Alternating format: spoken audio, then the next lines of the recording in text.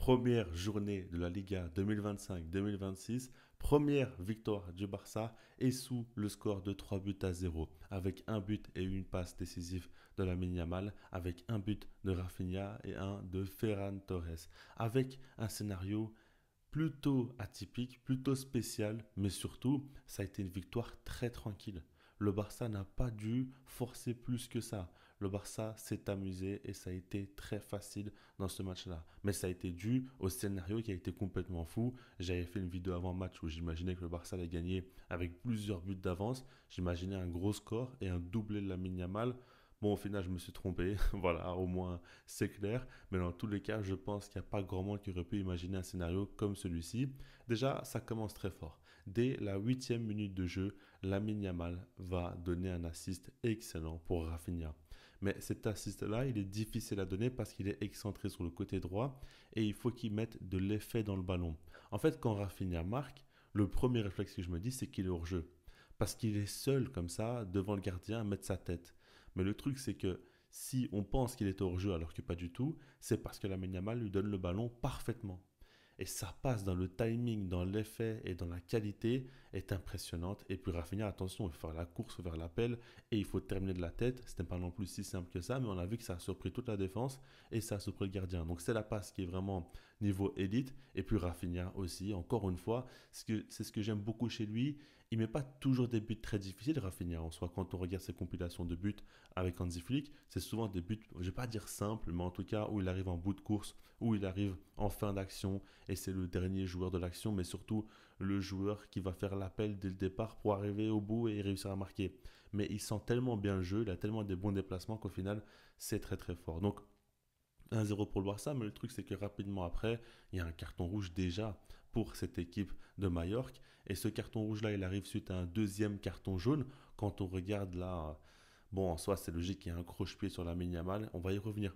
Je vais parler de la Yamal en long, en large et en travers, ne vous inquiétez pas. Mais il provoque donc ce deuxième carton jaune et ça fait carton rouge. Dans la foulée, il y a une action assez bizarre avec Ferran Torres qui va marquer son but. Alors le truc, c'est que la Yamal, dans un premier temps, il a le ballon, il tente une frappe à longue distance. Un défenseur repousse le ballon de la tête. Il tombe par terre parce qu'il a mal à la tête, mais c'est normal. La Yamal a tiré assez fort sur son visage. Et quand il tombe par terre, quelques joueurs de Maillard pensent que c'est fini et que l'arbitre va siffler alors que le Barça a encore le ballon. Maintenant, il y a d'autres joueurs aussi qui continuent à défendre et le gardien aussi est encore impliqué. Et à ce moment-là, Ferran Torres va marquer.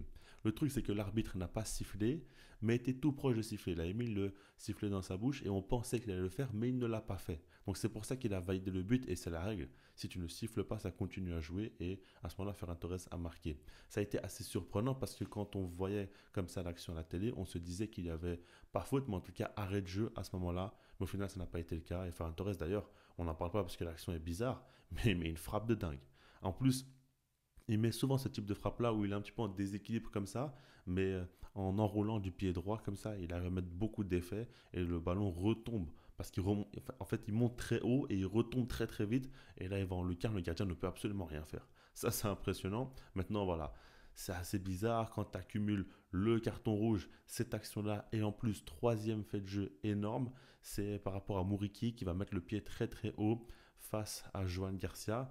Mais sur l'action en soi, pour moi, c'est assez sévère, voire très, voire trop sévère. Parce que Joan Garcia, il fait la sortie loin de son but, il met une tête sur le ballon, mais Mouriki essaie de récupérer le ballon du bout du pied, il a le pied très haut, c'est dangereux, ok.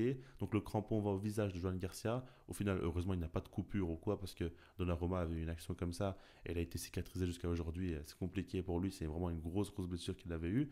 Mais déjà, ça c'est bien, mais ici en soi, c'est involontaire de sa part. C'est ça que je me dis au final. Donc pourquoi le sanctionner aussi violemment? Pour moi, carton jaune parce que jeu dangereux, parce que pied beaucoup trop haut, ok, parce qu'il y a faute aussi et dégâts sur le gardien, mais ouais, carton rouge, je trouve ça un peu dur, surtout qu'après ça, encore une fois, dernier fait de jeu, c'est par rapport à Rafinha qui va découper l'ancien défenseur de Dortmund, Morey. Je ne sais pas si vous avez suivi, mais d'ailleurs, c'était un gros prospect à l'époque. Aujourd'hui, je trouve que ouais, il a vraiment perdu du temps. Il avait beaucoup d'avance. Mais aujourd'hui, ce n'est plus réellement un gros prospect. En tout cas, je pense qu'il a déjà 26 ou 28 ans. Je ne sais plus exactement.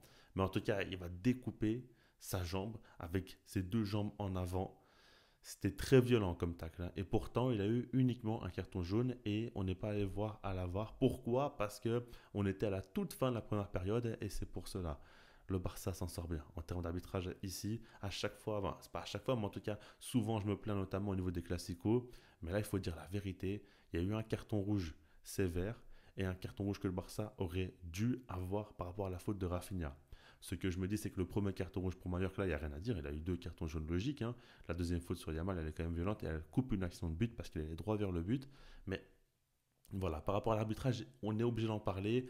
Je suis pas trop fan parce que je préfère parler du jeu, mais ça a vraiment donné le ton du match sur la suite. Donc il faut expliquer tout cela et je suis toujours honnête avec vous. Je vous le dis, pour moi, le Barça s'en sort très bien. Et à ce moment-là, forcément, c'est 2-0 à la mi-temps à 11 contre 9 pour le Barça. Ouais, forcément, ils vont se régaler. Et puis en seconde période, ils ont baissé le pied. Moi, j'ai pas mal de choses à dire. Déjà, je vais parler un petit peu du match. Et après, on parlera des choix d'Hansi Flick et quelques joueurs aussi, dont ça me paraît intéressant. Déjà, moi, je vous l'avais dit dans ma vidéo avant-match. Je voulais que le Barça aille avec une mentalité où il voulait être en mode rouleau compresseur et écraser Mallorca quoi qu'il arrive. Ici, justement, tu es à 11 contre 9 et c'est la mi-temps. Il te reste encore 45 minutes pour t'amuser et marquer un maximum de buts. Et on a vu que le Barça a vraiment baissé le pied. Alors, dans un sens, c'est mature parce que c'était un match assez piège dans le sens où on sait que Mallorca, dès qu'il y avait un contact, il jouait le carton rouge. En tout cas, ils essayaient de le gratter parce qu'à chaque fois, ils se jetaient par terre, ils hurlaient. Et ils cherchaient vraiment la petite bête à chaque fois. Et donc, si jamais tu rentrais dans ce jeu-là, tu aurais pu aussi avoir un carton rouge ou deux.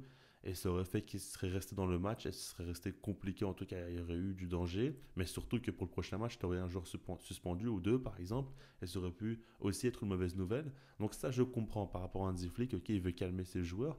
Maintenant, le truc, c'est que j'aurais aimé que le Barça marque encore plus de buts. Au final, il y a un dernier but qui tombe en toute fin de match, dans les dernières secondes. On va y revenir encore une fois, mais ouais, au final, il y a eu beaucoup de ratés. Rafinha, je pense qu'il aurait pu mettre au moins un triplé au final, mettre deux buts de plus parce qu'il y a eu des occasions très nettes. Faire un tour aussi, quelquefois, il s'est un petit peu trompé. La Yamal a tenté beaucoup. On va parler en long et en large et en travers de la Yamal, comme je vous l'ai dit. Mais voilà, par rapport à tout ça, ça m'a un petit peu déçu parce que j'ai trouvé que dans la mentalité, il ne voulait pas aller au bout et abattre Mallorca qui à ce moment-là marquait un maximum de buts, avoir un gros score pour commencer la saison de la meilleure des manières. Ils ne l'ont pas fait. Maintenant, comme je vous l'ai dit, c'est mature de leur part. Et puis, ouais, nous, c'est un peu moins agréable à regarder le match quand c'est comme ça. Mais en tout cas, ils ont été dans l'efficacité. Et c'est les 3 points qui comptent au final avec 3 buts inscrits, un clean sheet pour Joan Garcia. Ça, c'est très bien. Justement, maintenant, on va parler un petit peu des joueurs. Et je vais commencer avec Joan Garcia. Lui, bon, en soi, il n'a pas eu grand-chose à faire. Je pense même pas qu'il a eu un arrêt à faire dans le match. C'est dire. Mais j'aimerais juste vous partager mon feeling sur lui jusqu'à présent. Je suis serein. Et je pense qu'il va réussir au Barça, ou en tout cas que ça va bien se passer avec lui, au moins pour cette saison. Je ne sais pas comment vous l'expliquer, mais je trouve qu'il dégage une sérénité. Et je trouve que il paraît très sûr de lui, mais surtout, il apporte beaucoup de fraîcheur au but. Et l'aspect fraîcheur est très important parce qu'au Barça, il faut sortir loin de la cage, parce qu'il faut participer au jeu aussi, à la construction. Donc en soi, ouais, cette fraîcheur, elle est importante. Et je trouve que des fois, dans ses sorties, il est vraiment bien dans l'anticipation. Il court plus vite, bien plus vite que Ter Stegen ou Inaki Peña. Ça, je l'ai remarqué aussi, il est vraiment explosif. Ça, c'est une bonne chose. Et puis, il y a des moments où il va sortir loin de son but, mais réussir aussi une passe compliquée. Et ça, c'est ce que les autres gardiens ne le faisaient pas. Généralement, avec Hansi Flick, on demande au gardien de sortir loin de son but, mais à chaque fois, ça dégageait en touche le ballon. Là, lui, il ose tenter des passes difficiles. À un moment donné, il donne un ballon limite de contre-attaque, voire de but à Ferran Torres suite à une anticipation. On voit qu'il est capable de bien lire le jeu, réussir à empêcher l'attaquant adverse de toucher le ballon et en même temps garder un œil sur l'attaque et voir s'il y a un joueur qui est disponible pour le toucher rapidement. Déjà là, on voit vraiment comment il est vif d'esprit. Et après, balle au pied, honnêtement, la relance, il est bon. J'en avais pas trop parlé, mais dans le trophée Gamper, face à Com, je l'avais trouvé aussi très intéressant dans son jeu au pied, jeu long, jeu court. Donc, encore une fois, vraiment, Joan Garcia, c'est une bonne chose. Et jusqu'à présent, bon, je n'ai pas encore vu un match où il a été vraiment mis en difficulté, donc c'est encore tôt pour en parler. Mais mon ressenti est positif jusqu'à présent. Ensuite, Araujo. Eh ben, vous savez quoi? Je vais vous dire la vérité par rapport à Rojo. Ça fait 200 fois que je vous dis que je ne veux plus de lui, je veux que le Barça le vende, que je ne crois plus en lui. Eh ben maintenant, je vais arrêter de me répéter. Parce qu'en soi, je ne vais pas vous dire la même chose 200 fois, encore une fois, et continuer toute une nouvelle saison là-dessus. Vous l'avez bien vu, il a fait quelques fautes en trop. À chaque fois, il est hyper agressif. On connaît son style, il est comme ça. Je trouve que C'est une chose d'être vraiment bon dans les duels et vouloir les chercher à chaque fois, mais faire autant de fautes, des fois, c'est inutile et ça casse le rythme de l'équipe, donc ça, j'aime pas, ok. Maintenant, ce que j'aimerais dire, c'est que en soi, là, Nico Martinez n'est plus là. Il y a une place à aller prendre en défense en tant que titulaire. Hansi Flick fait confiance jusqu'à présent à Araujo. Il a le brassard de capitaine et c'est lui le titulaire pour l'instant pour remplacer Inigo. Il est devant Christensen et les autres. Donc déjà, ça c'est important. Et j'ai envie de voir.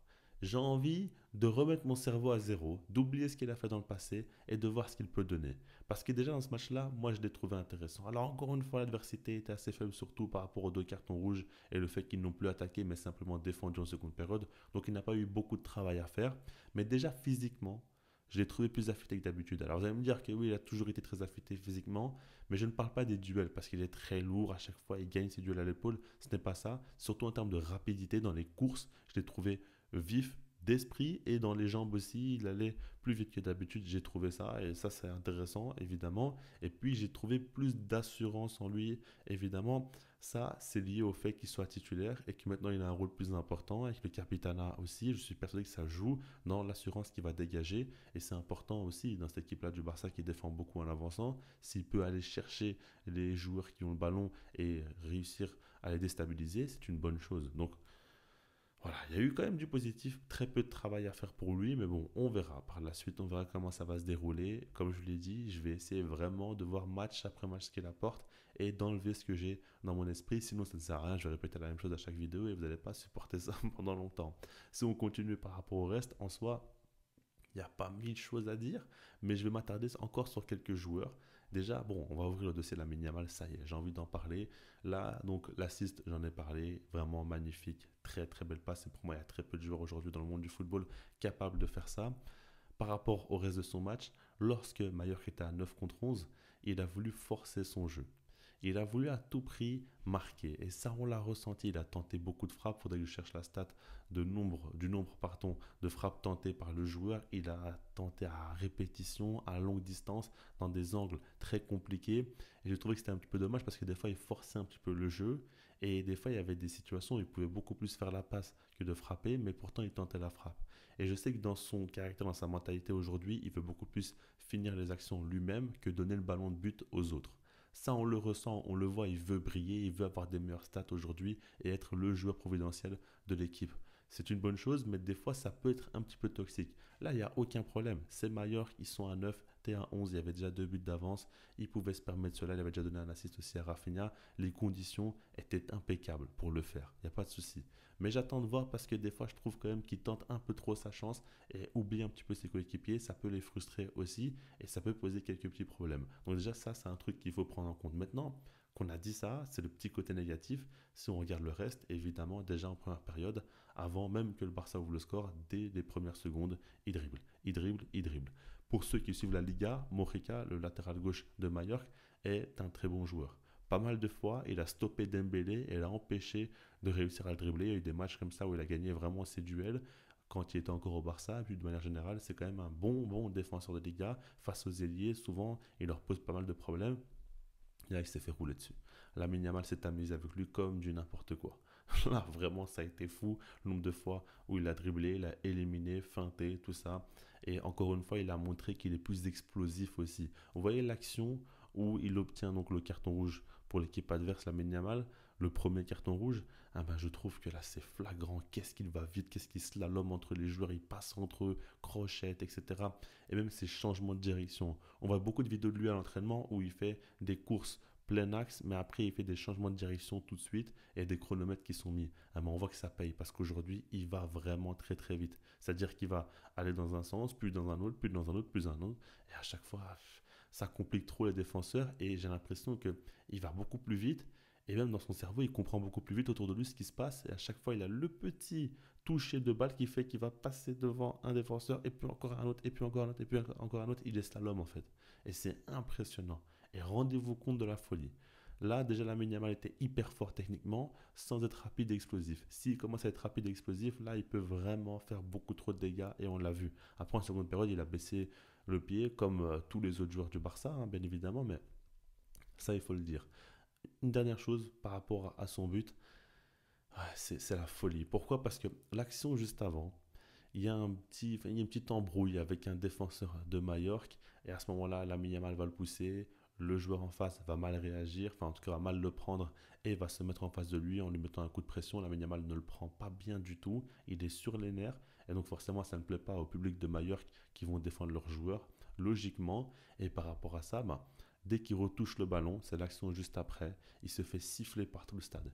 Il y a trois joueurs face à lui. Trois joueurs face à lui. Il va, il est tout à droite, hein. Il rentre sur son pied gauche, feinte, crochet, feinte. Les trois sont dans le vent et puis il va frapper en pleine lucarne. C'est exceptionnel et ça montre bien sa faculté et sa facilité à chaque fois à gérer la pression parce qu'il est sifflé par tout le stade et lui va mettre ce but et puis il va narguer un peu les supporters avec sa nouvelle célébration où il va montrer sa couronne là. Je sais pas, je crois qu'il y a un basketteur qui fait ça, je n'ai pas la ref, mais en tout cas lui il le fait, ça j'ai bien compris. Mais en plus de ça, même sur l'action, comment il est capable de faire des différences individuelles, c'est impressionnant et il prouve aussi qu'il a une vraie qualité de frappe. Là, on le voit. Quel but il met. Quelle frappe en pleine lucarne avec la puissance et la précision. Vraiment, il est sur une dynamique où il marque beaucoup en ce moment. Il est très décisif. C'est impressionnant. Lamine Yamal nous fait vibrer. J'espère qu'il va moins être comme ça dans des altercations avec d'autres joueurs, être dans la provocation, etc. Ça, je suis pas trop fan chez lui. Mais en tout cas, sur le terrain, ce qu'il produit, c'est extraordinaire. Et un but, une passe D, encore une fois, un peu trop de déchets à la finition parce qu'il y a des tentatives à longue distance. Mais après, quand Koundé est entré, on a vu que les deux se cherchaient et se trouvaient très facilement. Ça, j'ai bien apprécié. Et puis, voilà, de manière générale, encore une fois, Pedri, très bon match.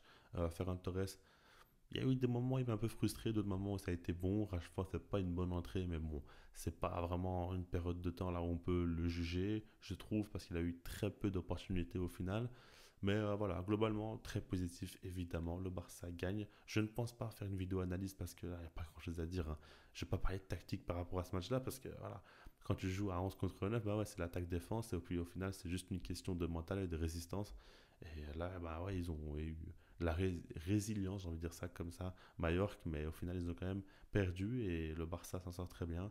Mais pour moi, c'est le match zéro de la Liga 2025-2026, dans le sens où ce n'est pas encore le premier match.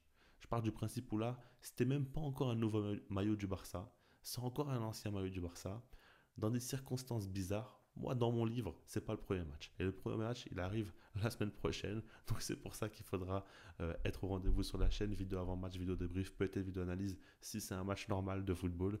Et c'est tout ce qu'on attend. Je vous laisse là-dessus. Likez la vidéo si vous l'avez appréciée. Abonnez-vous si ce n'est pas déjà fait. Puis sinon, moi, je vous dis peace.